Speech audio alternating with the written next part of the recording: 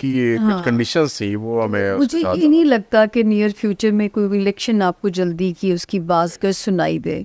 अच्छा ये बताइएगा कि पंजाब में अभी नवाज शरीफ साहब की साहबजादी वज़ीर आला हैं। जी जी। और कैसा वैसे आप उनको देख रही हैं बतौर वज़ीर आला, सक्सेसफुल? देखिए, और मैंने तो सितारों से राय देनी होती है। वो कुछ जो है ना, उनका सितारा 2024 में क्राइसिस के अंदर है। इतनी बड़ी जो है अपॉर्चुनिटी मिलने के बावजूद मैं मरियम साहिबा से यही अर्ज़ करूँगी कि ज़रा समझ के चलें। मतलब ऐसी चीज़ें ना उनसे हों कि लोग उनके अगेंस्ट हो के कल को जो है उनके लिए कोई प्रॉब्लम पैदा हो जाए। तो मैं तो नहीं उमर उनको ये क्योंकि मैं तो सितारों में भी कहती थी कि 25 वाले साल से मरियम का सितारा स्ट्रॉन्ग होगा, मरियम साहिबा का। लेकिन 2024 में मरियम साहिबा को केयरफुल चलना पड़ेगा। तो किसी भी वजह से उनकी भी जो है साख को डेंट पड़ सकते हैं। तो ये उनका 5 साल का टेन्योर पूरा होगा बतौर वज़ीर आला। देखिए, अगर ये 24 सर्वाइव कर जाती हैं तो फिर आगे फिर ये बचत हो जाएगी। अगर ये 24, क्योंकि देखिए मेरा एस्ट्रोलॉजी का साल हमारा शुरू होता है मार्च की 20-21 से, जब नया सन राइज होता है। तो ये मार्च तक अगर मरियम बीबी सर्वाइव कर जाती हैं, 25 के मार्च तक, तो बचत हो जाएगी, फिर ये सेफ हो जाती। तब तक मेरा तो मशवरा है कि जैसे खान साहब को मैं मशवरा देती थी, तो ये मशवरा मेरा मरियम बीबी के लिए भी है कि संभल के चलें, सोच समझ के चलें, 25 तक सरवाइव करें। जी जी। अच्छा, आपको लगता है कि मरियम नवाज साहिबा वज़ीर आज़म भी बनेंगे? देखिए, जो है अगर ये थोड़ा सा स्लो चलती, या जो है 25 वाला साल उनके लिए बड़ी अच्छी खबरों वाला साल था। मैं तो कहती थी 2025 में उनको कॉम्पनसेशन ईयर है उनके लिए। 2024 बिलावल को बहुत तरीक़ों से कॉम्पनसेट कर रहा है। तो बिलावल के लिए कोई भी रिमार्केबल कुछ और भी अपॉर्चुनिटी सामने आ सकती है। बहुत सारे ऐसे सरप्राइजेस आप लोगों के सामने आ सकते हैं। लेकिन 2025 मार्च के बाद से मरियम साहिबा के लिए ज़रा सेफ ईयर था। अब मैंने बिलावल की तरफ इशारा किया, तो चलें बिलावल की तरफ बात लेके चलते हैं। बिलावल साहब अभी ना कोई हुकूमत में उनका हिस्सा वजारत नहीं है, लेकिन वो बैठे ज़रूर हैं। से एक्टिव हो जाएंगे। आप कह रही हैं कि बिलावल साहब जून से एक्टिव होंगे। जून से किसी सेटअप में बिलावल या उनकी पार्टी का कोई बंदा लेगा मिनिस्ट्री, या गवर्नमेंट में बैठेंगे? देखिए, मैंने कहा ना कि चेस की तरह मोहरे बदल सकते हैं। तो ये बिल्कुल आप इसको नहीं हम कह सकते कि वो ना लें सीट्स या ना लें ओहदे।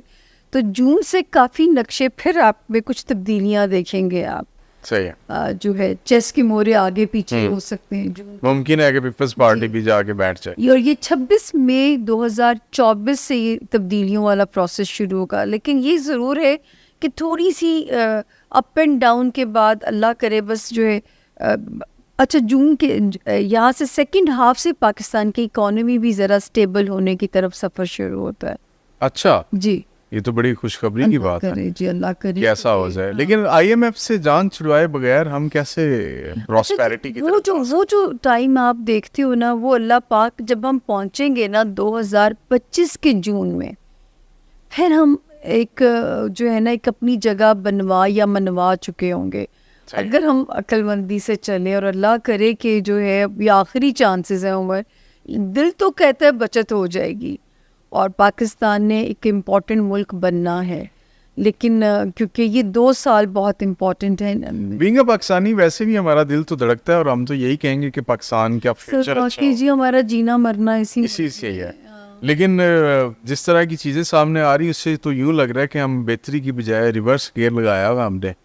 और हम इंशाल्लाह ये थोड़ा सा अनप्रेडिक्टेबल सिनेरियो 25 अप्रैल ये जो अभी ख़त्म हो जाएगी इंशाल्लाह, जो है आपका इंटरव्यू हो सकता है उससे पहले आप चले जाएं। नहीं इंशाल्लाह ये तो वो जो है 25 अप्रैल के बाद आप देखेंगे कि कुछ अब कियोस्क में कमी आना शुरू हो जाएगी। सही है। मई जून, अच्छा फिर एक एरिया थोड़ा सा ख़तरनाक आएगा, उसमें पाकिस्तान फिर किसी मुल्क के साथ हेड ऑन ना चला जाए। वो होगा मिड जून से मिड जुलाई तक का टाइम। अब देखिए मैं दलील दे के अगर बात करूँ तो उस वक्त मार्च फिर फॉल करने जा रहा है। क्योंकि मैं इल्म की बात करने वाला बंदा हूँ ना, मुझे कौन से इल्हाम होते हैं, वो नबियों की और अल्लाह के वलियों की सिफ़ात है। तो वो मुझे वो नहीं होते। मैं आपका चेहरा देख के मैं बिल्कुल कुछ नहीं बता सकती जब तक मैं आपके सितारों को रीड नहीं करूँ। अच्छा, मुझे ये बताइए कि मियाँ साहब का फ्यूचर, अभी आपने उनके बारे में जितनी भी प्रेडिक्शंस की वो एज इट इज़ हुई, एक्यूरेट हुई, अभी आगे क्या फ्यूचर देख रही हैं मियाँ नवाज शरीफ साहब का? वो इनकी जमात तो ये कह रही थी कि जी मियाँ साहब आएंगे, वज़ीर आज़म बन जाएंगे। हमने अखबारों में इश्तिहार भी देखे, बड़ी बड़ी कैंपेन्स देखी अब वज़ीर आज़म मेरी नवाज हालत शरीफ। पूछे क्या होगी कि या अल्लाह, फिर मैं जो है ना कि अब मतलब फंस जाते हैं ना हाँ, आप पे क्रॉस भी लग जाते हैं। बिल्कुल ऐसे ही है। लोग कहते हैं कि इनकी तो और पता नहीं मुझे क्यों सीरियस लिया जाता है, मेरे साथ और भी इतने लोग होते हैं मेरा मैं ख्याल है ज्यादा हिट लिस्ट पे होती हैं। वो इतनी बड़ी प्रोडिक्शंस और उनके नॉलेज का यूज़ इतना वसी नहीं है जितना आप कर रही हैं। तो जितना आपका फुट होल्ड ज़्यादा बड़ा होता है या उतना ही आपको ख़तरा भी ज़्यादा होता बहुत है खतरा होता है। कि कोई हल्की सी भी मिस्टेक हुई तो उसके बाद आपकी तरफ उंगलियां उठने लग जाएंगी कि अच्छा। तो खैर, नवाज शरीफ का फ्यूचर पे बात हो रही देखिए नवाज शरीफ की जो उनके नवाज शरीफ साहब के बारे में मैंने यहाँ तक तो कहा था आएंगे, क्लीन चिट मिलेगी, और फिर मैंने कहा था कि वो अपनी पार्टी को ऑर्गेनाइज भी करेंगे, किंग मेकर का रोल उनके लिए बेहतर है, जिस पे हाथ रखेंगे वही प्राइम मिनिस्टर होगा उनकी तरफ से जो है। तो आई थिंक इससे ज़्यादा पावर तो मुझे भी समझ नहीं आती कि मैं कहूँ कि वो एकदम से भाई को हटा के उनको वजीर आजम बना दिया जाए, ऐसा कुछ मुझे सच्ची बात है इसका कोई इम्कान नज़र नहीं आता। है। प्राइम मिनिस्टर तो बन ही सकते थे वैसे, जहाँ भाई को बनाया खुद बैठ जाते। बस ये लेकिन वो कहते हैं मेजोरिटी नहीं मिली हमें, सिंपल मेजोरिटी होती तो हम शायद हाँ नवाज शरीफ साहब वजीर आजम बनते। तो अब आप आगे ये देख रही हैं कि ये उनकी मैक्सिमम पीक है यहाँ जी। पे, इतनी जितनी इन्होंने पावर यहाँ पे रिटेन की हुई है, इससे ज़्यादा नहीं हो। बिल्कुल अपनी पार्टी को ऑर्गेनाइज भी करेंगे, सही डिसीजंस मैं कह रही हूँ किंग मेकर का रोल उनका चलेगा। ठीक है। मुझे वो एज किंग की सामने यूँ नज़र नहीं आते। जरदारी साहब के लिए तो मुझे जब दिए जाती थी कि दो नामों में से, तो मैं कहती थी जी एक जरदारी सब पे भाई। अच्छा, जरदारी साहब, जरदारी साहब की आगे मुस्तकबिल सियासी क्या देख रही है? इसी तरह ही चलेगा जिस तरह सर वो बहुत जो है जोड़ तोड़ के बादशाह। उनका ना चाइनीज जो स्टार है वो मंकी है। अब आप देखिए मंकी का दिमाग कितना वो मशहूर तेज है, होता है, तो जो है वो हर सूरत हाल से बच के भाग जाता है। हाँ। तो ये जो है ये जरदारी साहब को मैं हमेशा जब पढ़ती थी, मैं क्योंकि जब पढ़ना होता है तो मैं चाइनीज स्टार्स भी उनके निकालती हूँ, क्योंकि वो सिफात आती हैं इंसानों के अंदर भी। अच्छा, वाह, तो उनका दिमाग माशाल्लाह इतना तेज है, जोड़ तोड़ के वो माहिर है, तो वो सेफ है।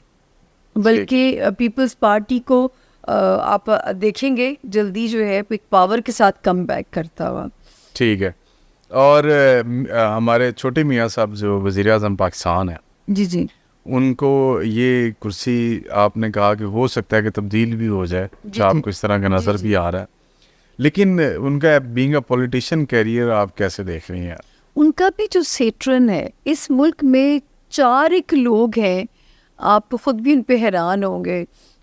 एक तो शेख रशीद साहब जो तो बिल्कुल ही वो निकल के बेचारे, वो तो खुद भी ज्योतिषी हैं, वो भी अक्सर उनका भी सेट्रन पावरफुल है। अच्छा मौलाना फजलुर रहमान, अच्छा, तीसरे हैं इमरान खान साहब, एंड देन शहबाज शरीफ साहब। इनका सेट्रन स्ट्रॉन्ग एग्जॉल्टेड है।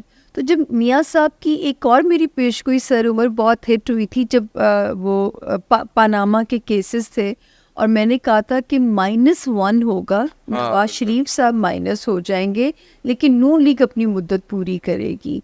तो उस वक्त भी मैं कहती थी कि इनको चाहिए अपने छोटे भाई को दे दें, क्योंकि उनका सियासी सितारा बहुत स्ट्रॉन्ग है।